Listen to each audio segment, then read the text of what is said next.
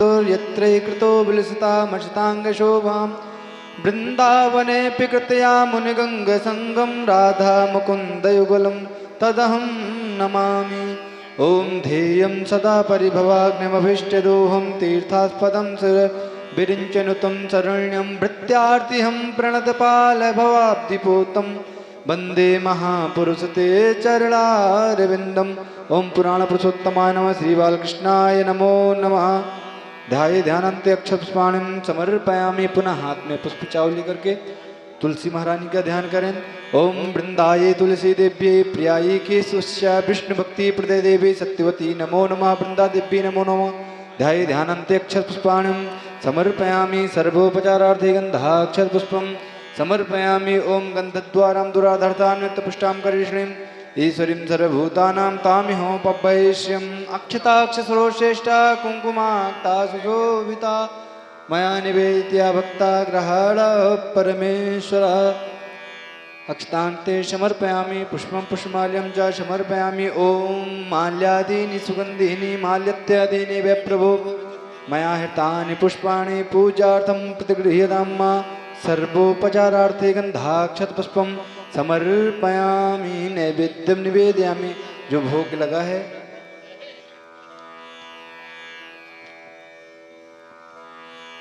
नैवेद्यन्ते पंच आचमन्यं जलं समर्पयामि। हरि ओम मानाभ्य आसेदन्तर्क्षगुं शेषणोर्दौः समावर्तता पद्भ्यां भो मृदसः श्रोत्रा तथा लोकाम् अकल्पयन्नः। पंच आचमन्यम 5 बार आचमन करा दें। ओम प्राणाय स्वः व्यानाय स्वः उदानाय स्वः समानाय स्वः अपानाय स्वः मध्ये मध्ये पंच आचमनियम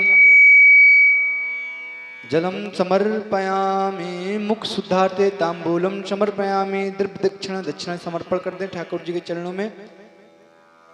हरि ओम मां हिरण्यगर्भः समवर्तताग्रे भूत से जाता पतिरेक आशीतो सदा धारा प्रफिन्द्यामुते मां कस्मै देवाय हविकां विधेम भूर्भुवस्सुः। द्रव्य दक्षिणान्ते समर्पयामि। प्रार्थयेत्। हाथ में पुनः पुष्प चावली की प्रार्थना करें। ओम हे कृष्ण करुणा सिंधो दीनबंधो जगतपते गोपेश गोपिका कांत राधा कांत नमोस्तुते।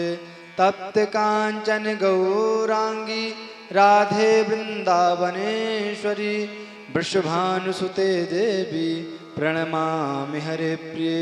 बंशी विभूषित करा नवनीरधावा पीताम्बरधरुणबिम्ब फलार्धरोष्टा पूर्णेन्दु सुंदर मुखा धरविन्द्र नेत्रात् कृष्णात् परं किमपि त्वमहं न जाने। ओम अपूर्यमाणं मचलप्रतिष्ठं समुद्रमापः प्रविशन्ति यद्वत् तद्वत्त्वकामायं प्रविशन्ति सर्वेषां शान्तिमाप्नोति न काम्यकामी। ओम पुराणपुरुषोत्तमाय नमः। श्री बालकृष्णाय नमो नमः। प्रार्थनापूर्वकं समर्पयामि। हस्ते जलमादाय सीधे हाथ में जल लें। अन्या पूज्य श्रीमद्भागवत महापुराण पूजनम प्रियंताम नमः। बोलो श्रीमद्भागवत महापुराण की जय। व्यास पूजनम व्यास जी महाराज जी का पूजन करें। ओम व्यासाय विष्णुरूपाय व्यासरूपाय विष्णवे नमो वै ब्रह्मनिधये वसिष्ठाय नमो नमः। नमो ब्रह्मण्यदेवाय गो ब्राह्मणहिताय च जगद्धिताय कृष्णाय गोविन्दाय नमो नमः। नारायणं पाद्मभवं वसिष्ठं शक्तिं च तत्पुत्र पराशरं च व्यासं सुखं गौरपदं महन्तं गोविन्द्रयोगेन्द्रमथास्य शिष्यम्। ओम व्यासभ्यो नमो नमः। व्याचरणाकरणभ्यो नमो नमो नमः। सर्वोपचारार्थे गन्धाक्षरपुष्पं समर्पयामि। नारायणं नमस्कृत्य नरं चैव नरोत्तमं देवीं सरस्वतीं व्यासं ततो जयमुदीरयेत्। बोलो व्यास जी महाराज की जय। सच्चिदानंद भगवान की जय। अब पंडित जी का और सभी हमारे जो कलाकार बंधु हैं, हमारे ब्रजवासी भक्त हैं, सभी का पावन पूजन करें। सभी की तिलक लगा दें। ओम देवाधीनं जगत्सर्वं मंत्राधीनं च देवता ते मंत्र ब्राह्मणाधीनं तस्मात् ब्राह्मण देवता। बोलो श्रीमद् भागवत महापुराण की जय। सभी भक्त अपने यथा स्थान पे बैठ जाएं और हम माइक अपने संचालन करता जो आदरणीय विष्णु शंकर प्रभु जी हैं उनको सौंपते हैं। जैसा वो संचालन का उसका रसपान करें और वैसी क्रियाएं करते रहें। जय जय श्री राधे श्याम। एक बार जोरदार तालियों से स्वागत करें सभी भक्तों के लिए जो महानुभाव मंच में आए हैं।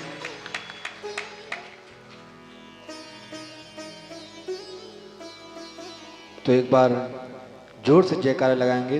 बोलो व्यास जी महाराज की जय, राधा रमण सरकार की जय। तो एक बार समस्त नगर वासियों को जहां तक भी हमारी आवाज पहुंच रही है तो बारंबार निवेदन कि आज पंचम दिवस के उपलक्ष्य में कथा का समय हो चुका है। परम पूज्य भारत विख्यात कथा प्रवक्ता श्री धाम वृंदावन से पधारे परम पूज्य महाराज श्री व्यासपीठ पर मंचासीन हो चुके हैं। तो आप लोग भी बिल्कुल विलंब न करें। अपने गृह कार्य से जहां तक भी हमारी आवाज जा रही है तो अपने गृह कार्य से निवृत्त होकर शीघ्र शीघ्र कथा हॉल में पधारें और आज पंचम दिवस की कथा का रसपान करें जो कि श्री कृष्ण भगवान की बाल लीलाओं को बहुत ही सुंदर वर्णन है। सभी माताओं बहनों से निवेदन कि बीच में कथा के मध्य में वार्तालाप कोई भी माताएं बहनें नहीं बिगाड़ेंगी, नहीं कोई व्यवस्था बिगाड़े। महाराज श्री के पावन चरणों की ओर चढ़ते हैं कि आज पंचम दिवस की कथा का हम सभी भक्तों को आनंद पूर्वक उसका लाभ दें और हमारे जीवन को कृतार्थ करें। बोलो बांके बिहारी की जय।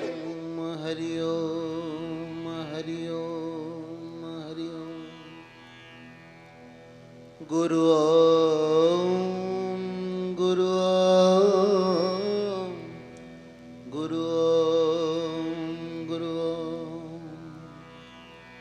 ओम जटिनी दंडिनी नित्यं लंबोदर शरीरिणे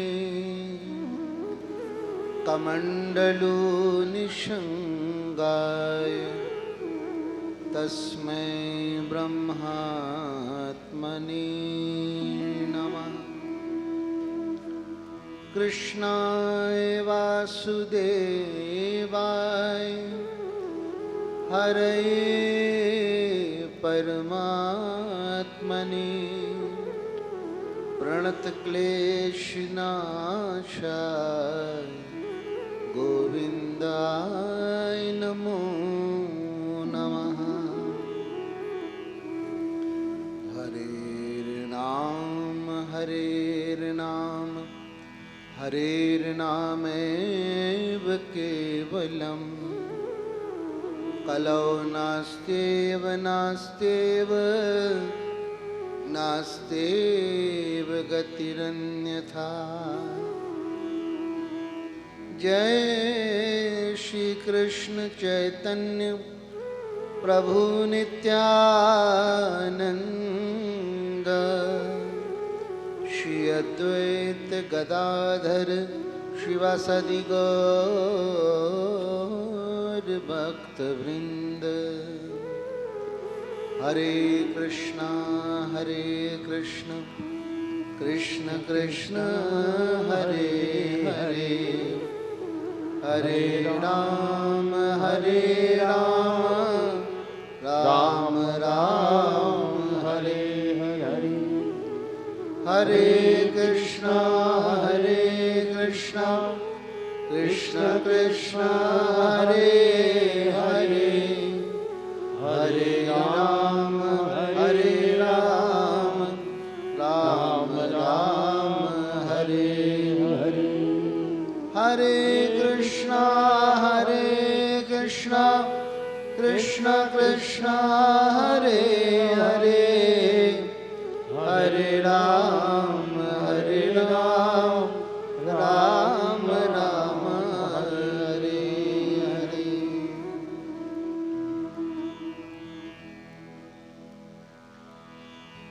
परम पवित्र इस पुरुषोत्तम मास में भगवान के परम पावन चरित्रों वाली इस दिव्य संगीतमय कथा का आज पंचम दिवस है। भागवत जी की दिव्य पोथी को प्रणाम करते हुए पास में विराजित श्री कृष्ण कन्हैया लाल, सारे आह्वानित देवी देवता, विप्रदेव और आप सबके हृदय में बैठे हुए मेरे बंसी वाले को बार बार प्रणाम। बहुत सारे दिव्य संयोग जब एक साथ संगठित होते हैं तब कहीं जाकर कथा का ऐसा आनंदपूर्ण आयोजन हो पाता है। भक्तों को इस कथा से बड़ा आनंद मिल रहा है। एक भक्त ने कहा, ये कथा नहीं, ये अमृत की वर्षा है।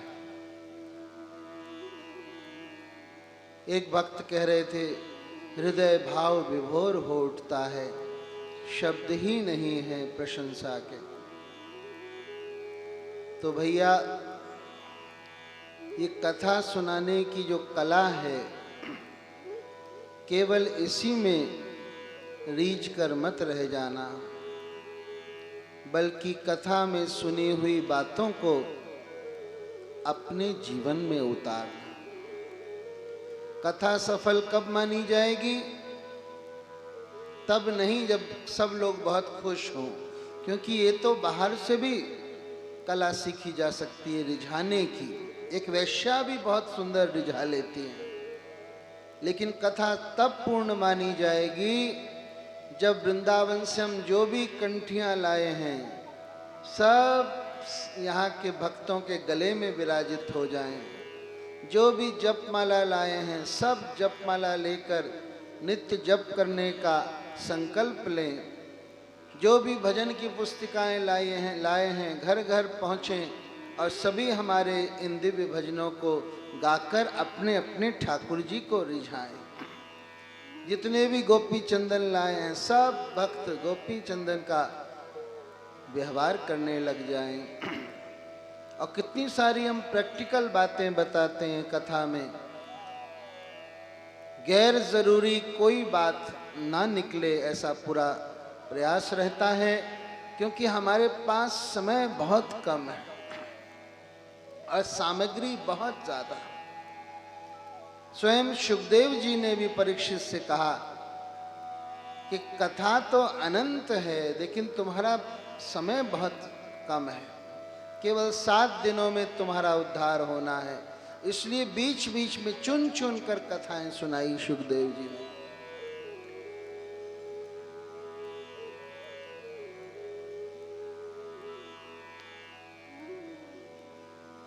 श्री कृष्ण का जन्म केवल मथुरा में ही नहीं हुआ, श्री कृष्ण का जन्म वृंदावन में भी हुआ है। ध्यान दे मेरी बात पर।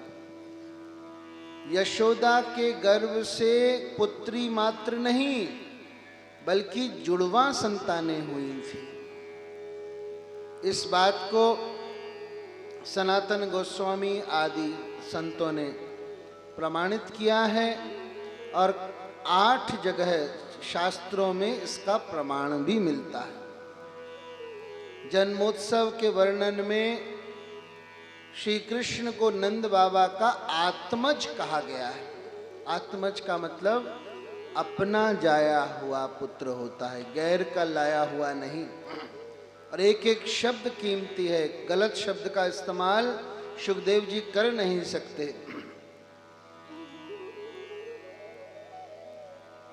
तो वसुदेव जी देवकी का जो लाला लेकर आए थे उसको यशोदा जी के बगल में रखा, तो यशोदा जी का उत्पन्न हुआ लाला और देवकी का लाला दोनों मिलकर एक हो गए।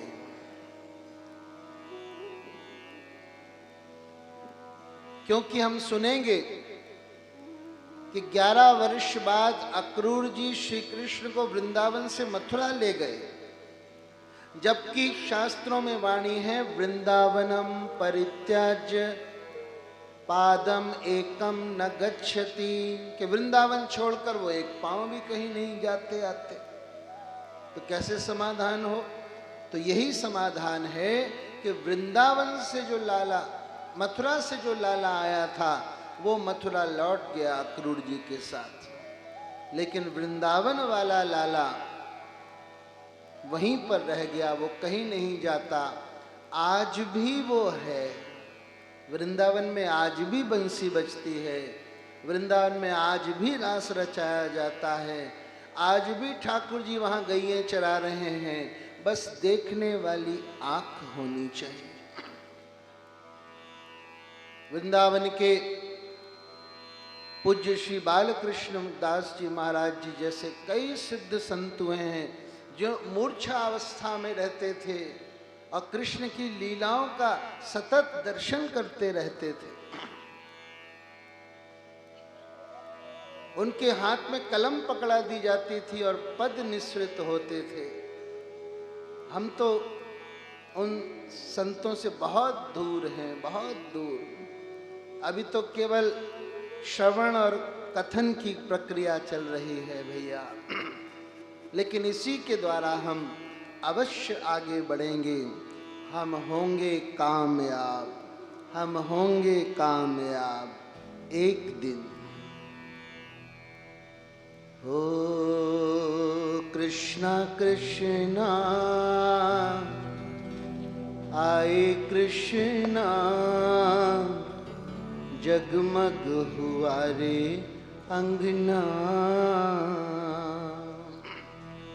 चांद सूरज सितारे झुके चरणों में सारे, आज झूम झूम गाए जमुना। कृष्णा कृष्णा आए कृष्णा, जगमग हुआ रे अंगना। कुछ भक्त कह रहे थे महाराज जी जब आप बिना किसी साज के गाते हो तो ज्यादा अच्छा लगता है, ऐसे भी गाया करो। हमने कहा बिल्कुल। तो एक बहुत सुंदर पद है जो आज तक हमने किसी कथा में नहीं गाया, आओ उसको गाते हैं। एक एक शब्द देखना कितना कीमती है। ओ कृष्ण कन्हैया आ गए, रास रचैया आ गए, ऐसी मधुर बजाई बंसी सबके मन को भा गए। कृष्ण कन्हैया आ गए, रास रचैया आ गए, ऐसी मधुर बजाई बंसी सबके मन को भा गए।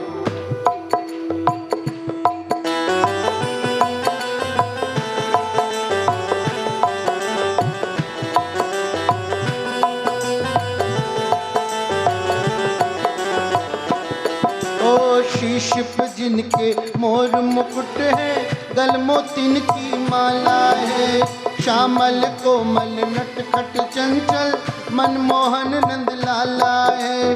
ग्वाल बाल है साथ में, लिए लकुटिया हाथ में, छीका तोड़ के मटकी फोड़ के माखन मिश्री खा गए।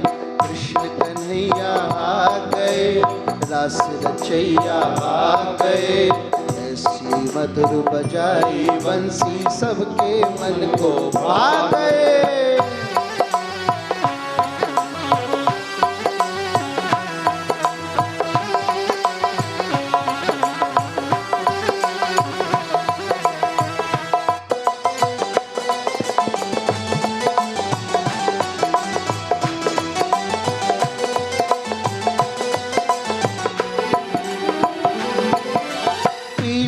जामा पीली पगड़ी पटका जिनका पीला है, रूप सुहावन छवि मन भावन मोहन छैल छबीला है। पहुँचे यमुना तीर को ले गोपियन के चीर को, खेल खेल में धर्म कर्म का मर्म हमें समझा गए। कृष्ण कन्हैया आ गए, ओ रास रचैया आ गए। ऐसी मधुर बजाई बंसी सबके मन को आ गए।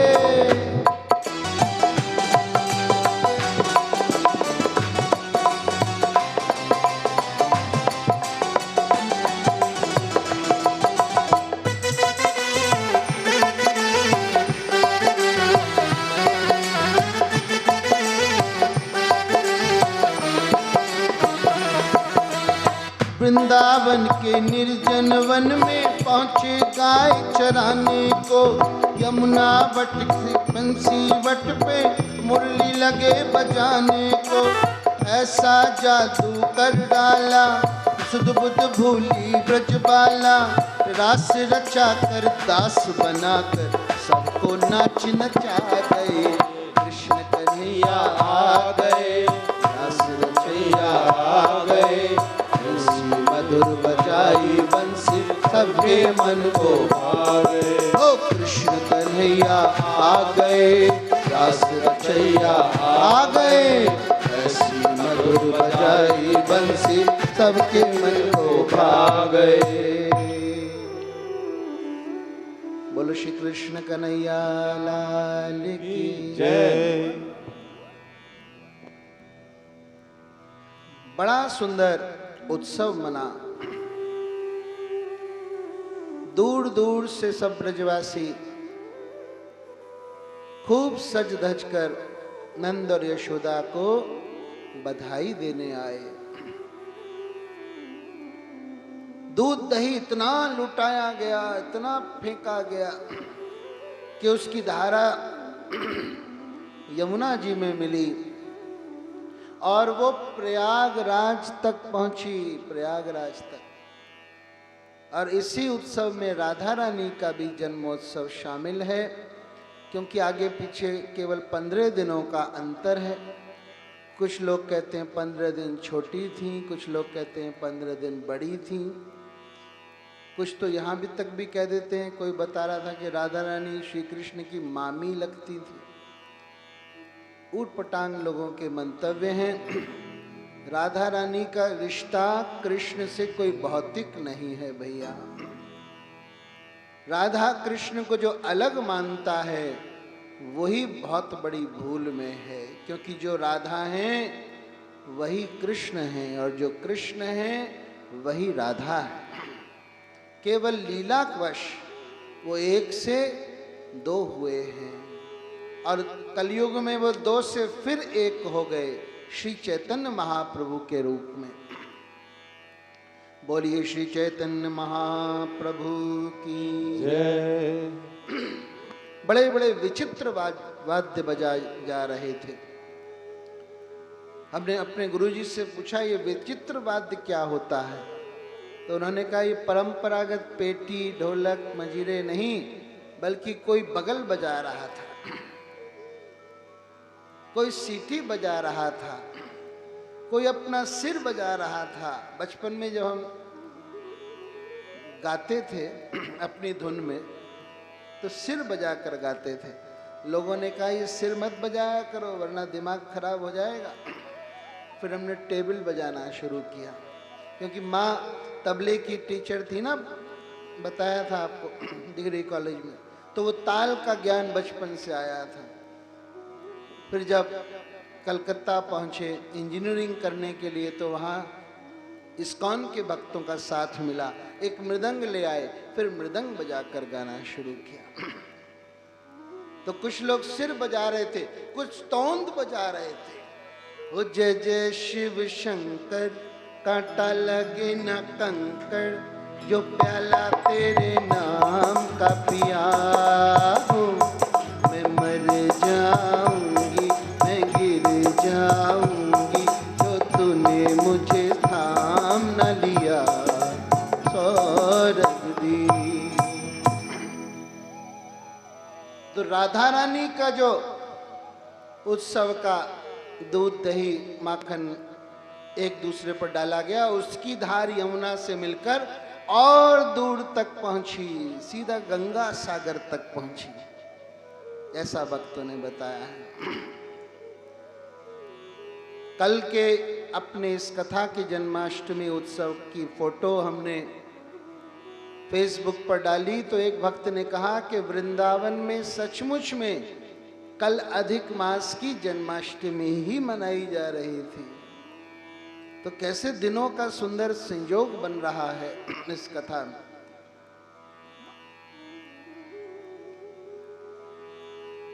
जब बहुत आनंद आता है तो समय का पता नहीं चलता है। हमारी इस कथा में भी ऐसे ही हो रहा है। उत्सव में भी बाबा को ऐसा ही हुआ, पता ही नहीं चला कहाँ दिन निकल गए। और अब की बार कंस का कर देना तो भूल ही गए। तो बाबा छठे दिन कुछ मित्र ब्रजवासियों को उत्सव का निर्वहन सौंपकर और स्वयं मथुरा पहुंचे। कंस से मिले। कंस को जब पता चला कि इनके यहाँ लाला हुआ है तो कंस ने भी आशीर्वाद दिया, तुम्हारा लाला सोने की नगरी में रहे, उसके सारे शत्रुओं का खात्मा हो जाए। सबसे बड़ा शत्रु तो यही बैठा है। कंस को कर देकर नंद बाबा जी कारागार में पड़े हुए वसुदेव जी से मिले। उन्होंने कहा तुम्हारे तो सारे बालकों का वध हो गया, इसलिए अपने बालक की सूचना मैंने तुम्हें नहीं दी। वसुदेव जी ने कहा ये तो अपने अपने प्रारब्ध की बात है। तुम्हारे यहाँ लाला हुआ तो मुझे ऐसा प्रतीत हुआ मानो मेरे ही यहाँ हुआ हो। लेकिन अब तुम ज्यादा देर यहां मत रहो, मुझे आशंका हो रही है कि वहां गोकुल में कोई दुर्घटना घटने वाली है। वसुदेव जी बहुत बड़े ज्योतिषी भी थे, तो उनकी बात पर ध्यान देकर नंद बाबा मन में खैरियत मनाते हुए और हरि शरणम का जाप करते हुए वापस लौटे। लेकिन उतनी देर में तो कांड हो चुका था। कंस ने सभा कर कर अपने सब राक्षस मित्रों से कहा था कि पिछले 10-12 दिन में जितने भी बच्चे आसपास के इलाके में पैदा हुए हैं उनको मारना है। अब पूतना ने ये काम का जिम्मा लिया। पूतना राक्षसी बाल घातिनी थी, जैसे कि उसके नाम से ही पता चल रहा है, पूत ना। पूत का मतलब होता है बच्चा, और पूत का मतलब होता है पवित्र। तो उसके कोई बच्चा भी नहीं था और उसके भाव पवित्र भी नहीं थे। लेकिन बहुत सुंदर मानो लक्ष्मी जी का स्वरूप धारण कर कर पूतना ब्रज में आई और दैव योग से सबसे पहले नंद भवन में ही घुसी। वरना और कहीं से चक्कर काटती हुई आती तो कितने सारे बच्चों की हत्या हो जाती। श्री कृष्ण के साथ खेलने वाला भी कोई नहीं बचता। पूतना को आते हुए देखकर सब ब्रजवासियों ने रास्ता दे दिया। किसी को भी उस पर शक नहीं हुआ। ये कैसे हुआ? क्योंकि ब्रजवासी गैयों का शुद्ध दूध पीते हैं, उससे उनकी बुद्धि बहुत निर्मल हो जाती है। और जो स्वयं जैसा होगा वैसा ही उसको सारा जमाना दिखेगा। तो स्वयं उनका चित्त निर्मल था, इसलिए पूतना पर भी शक नहीं गया। एक गोपी ने कहा हमारा लाला जब से हुआ है विभिन्न देवी देवता उसे आशीर्वाद देने आ रहे हैं, तो आज लगता है उस क्रम में लक्ष्मी जी आई है। एक ने कहा नंद बाबा ने लाला के जन्मदिन पर अपने सारे भंडार लुटा दिए, तो लगता है लक्ष्मी जी आज उसको भरने आ रही है। सीधी घुसी चली गई पूतना नंद बाबा के महल में। सामने यशोदा जी दिखी तो उनसे कहने लगी, पहचाना तूने यशोदे? अरे मैं तेरी दूर के रिश्ते की बहन लगती हूँ, कितनी दूर से चलकर आई हूँ तेरे को आशीर्वाद देने। यशोदा जी ने नीचे से ऊपर तक देखा, पहचान नहीं पाई। कहने लगे, आओ आओ बहन, आओ आओ, तुम्हारे ही सबके आशीर्वाद से मेरा बुढ़ापे में लाला हुआ है, खूब आशीर्वाद दो, खूब प्यार करो। पूतना ने कहा, देख कैसी पसीने से तरबतर हो गई हूं, जल्दी से मेरे लिए लस्सी बना कर ला। यशोदा जी रसोई में घुस गईं और ये पौड़े हुए बाल कृष्ण के पास पहुंची। इसको अपने पास आता हुआ देखकर लाला ने अपनी आंखें बंद कर ली। आंखों को बंद करने के पीछे क्या कारण था, इसके ऊपर संतों ने अपनी अपनी भावना बताई है। एक संत कहते हैं, भगवान सोच रहे थे आंख बंद कर कर कि इस जन्म का तो इसका कोई पुण्य नहीं है जो ये मेरे पास तक आ जाए, शायद पिछले जन्म का कोई पुण्य हो। तो ठाकुर जी को दिखा कि पिछले जन्म में ये बलि महाराज की बहन रत्नमाला थी, और वामन भगवान को आते हुए देखकर इसके मन में अभिलाषा हुई थी कि काश ऐसा नन्हा मुन्ना बेटा मेरा भी हो। लेकिन जब वामन भगवान ने अपने पैर बढ़ा लिए और बलि महाराज का सर्वस्व लूट लिया, तब इसने सोचा कि ऐसा मेरा बालक होता तो मैं उसे जहर देकर मार डालती। और ये दोनों ही भावना पूरी करने के लिए अब समय आया है। एक संत कहते हैं, ठाकुर जी आंख बंद कर कर महादेव को याद कर रहे थे कि हे शंभू जी, हम तो ब्रिज में माखन मिश्री खाने आए थे, वो तो किसी ने अभी तक पूछा नहीं। ये मौसी जी पहले से ही जहर पिलाने आ गई, अब इसको पीने की हमें आदत है नहीं, वो तो आपको है, आपने जहर पीकर सृष्टि बचाई थी, तो आप ये जहर वाला अंश पी लें, फिर बाद में हम माखन मिश्री खाएंगे। एक संत कहते हैं, माया और अविद्या है पूतना, और माया और अविद्या के ऊपर दृष्टिपात नहीं करना चाहिए। गांधी जी के 3 बंदर है ना, बुरा मत सुनो, बुरा मत बोलो, बुरा मत देखो, बुरी चीज पर नजर नहीं डालनी चाहिए। एक संत कहते हैं कि भगवान इस समय बाल लीला कर रहे हैं, तो जिस प्रकार कोई कड़वी दवाई अगर बच्चे को पिलाई जाती है तो बच्चा अपनी आंख बंद कर कर पीता है, आंख नीच लेता है। ठाकुर जी भी यही कर रहे हैं कि अब ये जहर पिलाएगी, आंख बंद कर लो।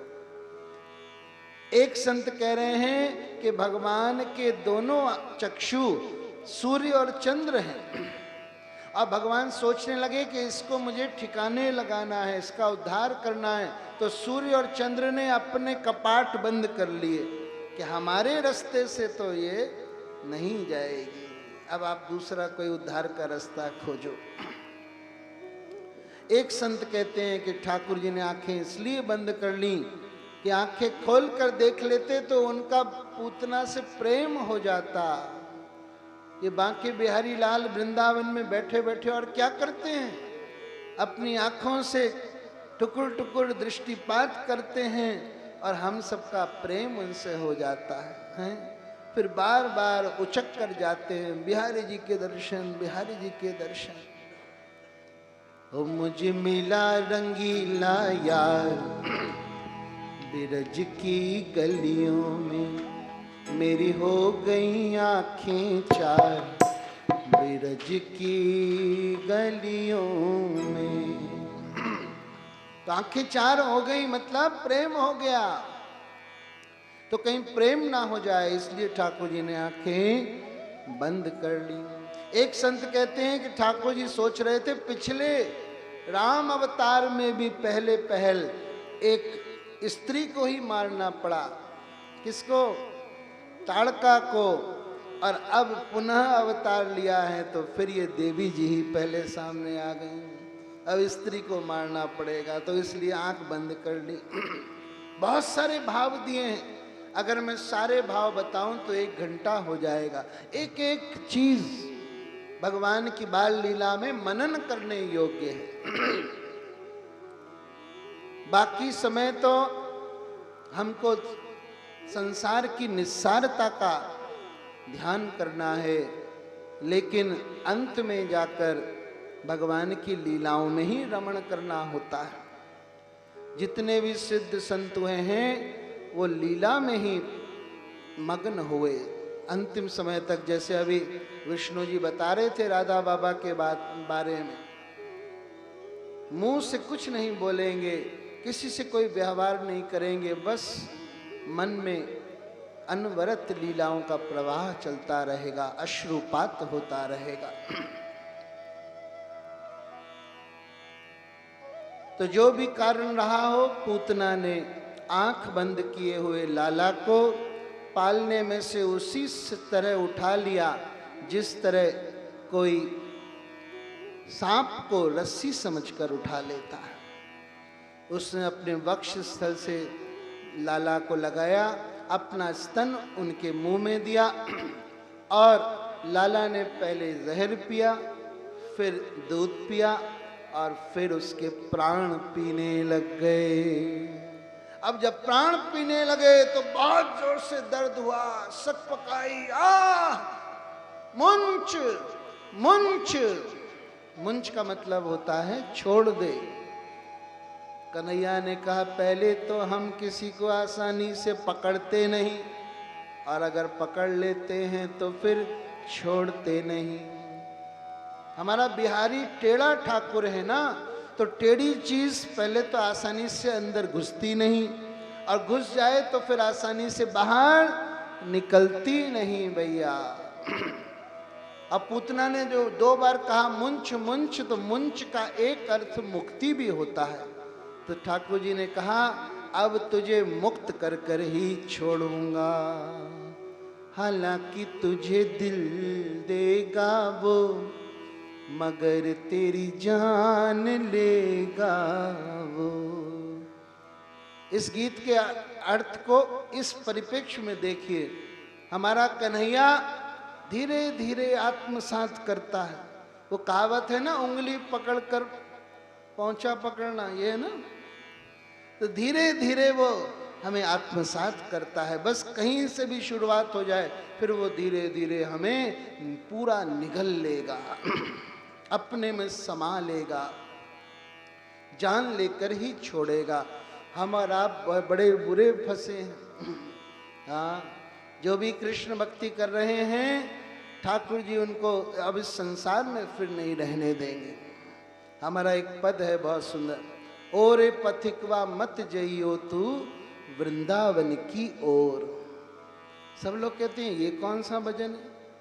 ओरे पथिकवा मत जइयो तू वृंदावन की ओर, भली कहूँ तुमरे हित को मैं, मत जइयो उस ओर रे। क्यों कहा गया? क्योंकि वृंदावन में अगर कोई चला गया, ठाकुर जी से उसकी आंखें चार हो गई, तो फिर उस दुनिया में रहने लायक वो फिर नहीं रह जाएगा। बार बार उसकी वृंदावन की स्मृति आएगी, बार बार वृंदावन की ओर दौड़ेगा। उसके सब परिवार वाले उससे परेशान हो जाएंगे। है, ये सबके साथ होगा। जो भी वृंदावन का प्रेमी बनेगा, सबके साथ ऐसा होगा। इसलिए अगर चाहते हो कि अपने दुनिया में मस्त रहो, तो वृंदावन से लगन मत जोड़ो मेरे भाई, मत जोड़ो। बहुत तरसोगे, बहुत तड़पोगे। गोपियों ने कैसा तड़प तड़प कर कृष्ण को पाया, लेकिन इस तड़प में भी अद्भुत आनंद है भैया। इसको बसंतों ने मीठा जहर कहा है तो ये जहर लेकिन बड़ा मीठा है। एक बार लगन लग जाएगी तो छोड़ नहीं पाओगे। तो पूतना को ठाकुर जी ने जब प्राण उसके हरे तो उसको अपने रूप का अनुसंधान भी नहीं रह पाया, उसका भयंकर राक्षसी रूप प्रकट हो गया। पता है पूतना कितनी लंबी थी? 18 किलोमीटर। त्रिगभ्यूति लिखा है भागवत में। जहां उसका हाथ गिरा वहां हाथरस बन गया, जहां कान गिरा वहां कानपुर बन गया, जहां खुद गिरी वहां पर छठी कला बन गया। छठी के दिन ये आई थी ना। हाँ, जब दिल्ली से आप चलोगे मथुरा के लिए हाईवे पर तो वहां पर छठी कला आता है। छठी कला से वृंदावन का मोड़ आता है, वहां से वृंदावन 6 किलोमीटर दूर है। जितने भी लीलाओं के स्थान हैं वो सब 84 कोस परिक्रमा में ध्यान से अगर आप चलो तो देखने को मिलेंगे। इस अधिक मास में कई भक्त 84 कोस की परिक्रमा लगाते हैं। एक कहावत भी है, छठी का दूध याद आना। किसी का को भी किसी से झगड़ा हो जाता है तो कहता है ना, मैं तुझे छठी का दूध याद दिला दूंगा। ये पूतना मोक्ष प्रसंग से ये कहावत आई है। यशोदा माँ तो एकदम से बेहोश हो गई। अरे राक्षसी मेरे बच्चे को ले गई, कोई बचाओ कोई बचाओ। और ये पूतना मरकर गिरी कहां पर? जहां पर कंस का आम का बगीचा था, लेकिन उस बगीचे के फल वो किसी को खाने नहीं देता था। ठीक अशोक वाटिका जैसा रावण भी वहां के फल नहीं खाने देता था, तो हनुमान जी ने उसको तहस नहस कर दिया था। तो भगवान ने जानबूझकर पूतना को वहां गिराया, जिससे वो बगीचा कुचल गया। और साथ में पूतना को जलाने के लिए लकड़ियों की भी व्यवस्था हो गई। एक पंथ दो काज। उसी समय नंद बाबा ने अपने परिकर के साथ प्रवेश किया और हालात देखकर उन्होंने तुरंत सीढ़ियां लगाकर अब पूतना के वक्ष स्थल से चिपके हुए नीलमणि हमारे लाला को निकालकर यशोदा जी के पास पहुंचाया। यशोदा जी की गोद में आए लाला, अभी तक खिलखिला रहे थे। यशोदा जी की जान में जान आई, दौड़ी गौशाला की ओर और वहां गंगी गाय के पूंछ का झाड़ा लगाया और कन्हैया के ही नामों द्वारा उनको शुद्ध किया। ओम गोविंदाय नमः, ओम ऋषिकेशाय नमः, ओम दामोदराय नमः। देखो भगवान के नाम में कितनी ताकत है कि स्वयं उनकी भी शुद्धि उनके नामों से की जा रही है। हाथ उठाकर बोल दो, हरे कृष्णा हरे कृष्णा हरे कृष्णा हरे कृष्णा कृष्ण कृष्ण कृष्ण कृष्ण हरे हरे हरे हरे हरे राम हरे राम हरे राम हरे राम राम राम राम राम हरे हरे। हरे हरे। पूतना के लंबे चौड़े शरीर को 80 भागों में काटा गया और 80 चिताओं में उसको जलाया गया। जब उसका शरीर जल रहा था तो सारे ब्रजमंडल में बहुत सुंदर सुगंध व्याप्त हो गई। परीक्षित जी ने पूछा, सुगंध? अरे राक्षसी के जलने पर तो बदबू आनी चाहिए थी। सुखदेव जी ने कहा, नहीं परीक्षित, ठाकुर जी ने उसका स्पर्श कर लिया और उसको अपने मां की गति प्रदान की। जहर लगा कर आई पूतना, स्तन कराया पान, फिर भी करुणा में प्रभु ने दे दिया अपना धाम। ठाकुर जी का ये स्वभाव है। कैसा स्वभाव? कृपा करने का स्वभाव। पूज्य संत श्री सुदर्शन सिंह चक्र जी की एक किताब हमको अभी किसी ने भेजी थी, बहुत सुंदर किताब, उसका नाम है शाम का स्वभाव। जिन्होंने इन संत के बारे में सुना है वो जानते होंगे कि वो संत सुदर्शन जी, चक्र जी, कन्हैया को अपना छोटा भाई मानते थे और खुद बलराम जी के भाव में रहते थे। श्री कृष्ण को वो प्रेम से कन्हाई कहते थे। तो अपने छोटे भाई का उन्होंने स्वभाव बताया है उस पुस्तक में, पढ़ने लायक ग्रंथ है। तो कन्हैया का एक स्वभाव है कृपा करने का। उनका नाम है कृपा सिंधु, दया सिंधु। अगर कोई भी गुण न भी दिख रहा हो तो भी वो कोई ना कोई बहाना, कृपा करने का बहाना निकाल ही लेते हैं। देखो इस पूतना का ना तो नाम अच्छा था, न काम अच्छा था, न खानदान अच्छा था, न आहार अच्छा था, न व्यवहार अच्छा था, न भावना अच्छी थी, कुछ भी अच्छा नहीं था। लेकिन ठाकुर जी ने क्या देखा कि कम से कम इसने माँ की तरह मुझको अपने छाती से लगाया तो सही। बस इतनी सी बात पर उन्होंने कृपा कर दी, मेरे भाई कृपा कर दी। इसीलिए सुखदेव जी कहते हैं अहो बकीयम स्तन काल कूटम जिघांसया पायदपछाद्वी लेवे गति धातृचिताम त्वनन्यम कम वा दयालु शरणम ब्रजेम। ऐसे करुणा में ठाकुर को छोड़कर और किसका भजन करें, किसका भजन करें। हमारे एक गुरु भाई हैं, उन्होंने तो ठाकुर जी को कृपा सिंधु बोले जाने पर भी एतराज किया है। ध्यान से सुनो उनकी क्या भावना है। 2 पंक्तियां उन्होंने हमें लिख कर दी थी, आज भी हम याद करते हैं। उन्होंने लिखा, दया का सागर तू कभी हो नहीं सकता, दया का सागर तू कभी हो नहीं सकता, क्योंकि सागर अपनी सीमाएं कभी खो नहीं सकता।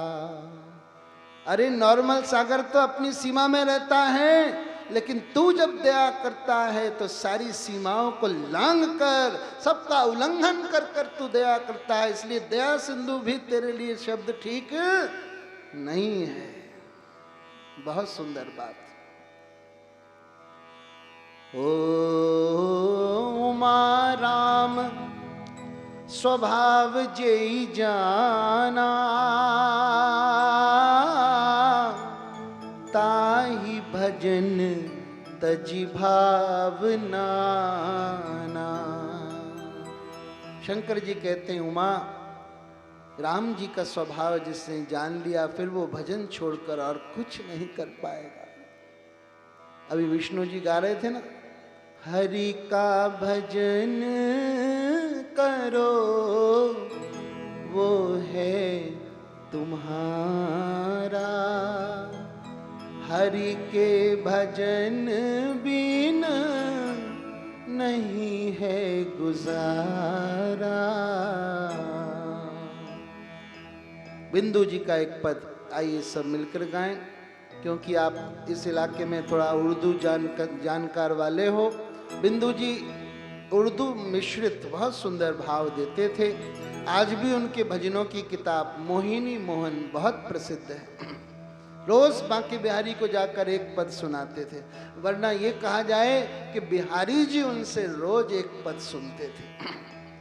कृपा की न होती जो आदत तुम्हारी, कृपा की न होती जो आदत तुम्हारी, तो सुनी ही रहती अदालत तुम्हारी, तो सुनी ही रहती अदालत तुम्हारी, कृपा की न होती जो आदत तुम्हारी, कृपा की न होती जो आदत तुम्हारी।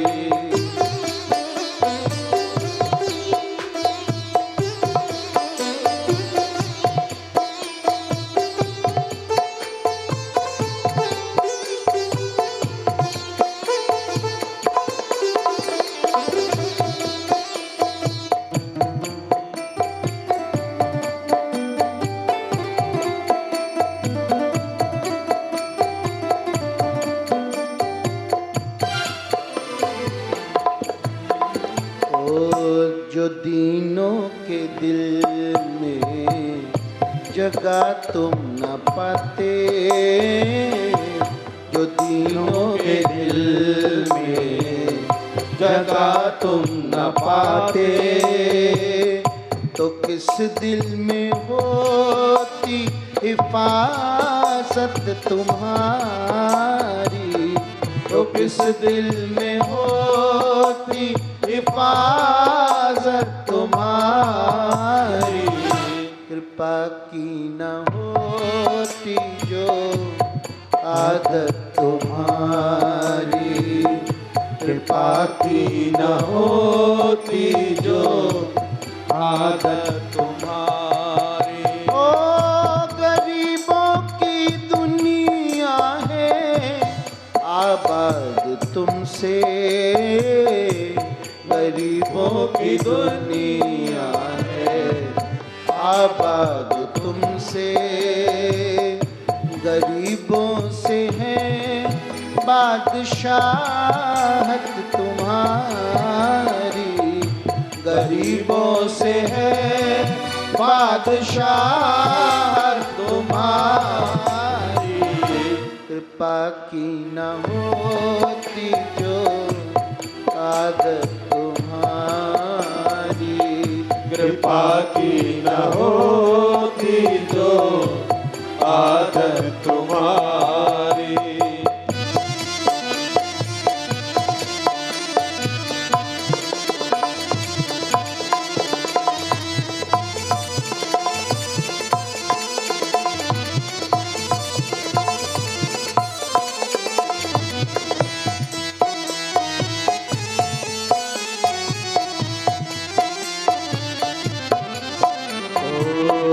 न हम होते मुल्जिम, न तुम होते हाकिम, न हम होते मुल्जिम, न तुम होते हाकिम, न घर घर में होती इबादत तुम्हारी, न घर घर में होती इबादत तुम्हारी।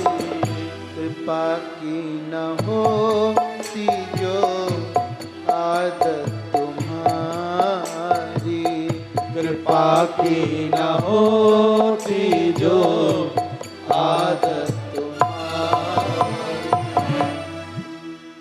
तुम्हारी ही उल्फत के दृग बिंदु हैं ये। गाते गाते बिंदु जी के आंसू आ गए और फिर उन्होंने अपने नाम का द्विअर्थी प्रयोग किया। बिंदु का मतलब उनका नाम और बिंदु का मतलब आंसू। हर पद में उन्होंने ऐसा ही चमत्कारिक प्रयोग किया है। तुम्हारी ही उल्फत के दृग बिंदु हैं ये, तुम्हें सौंपते हैं अम्मा।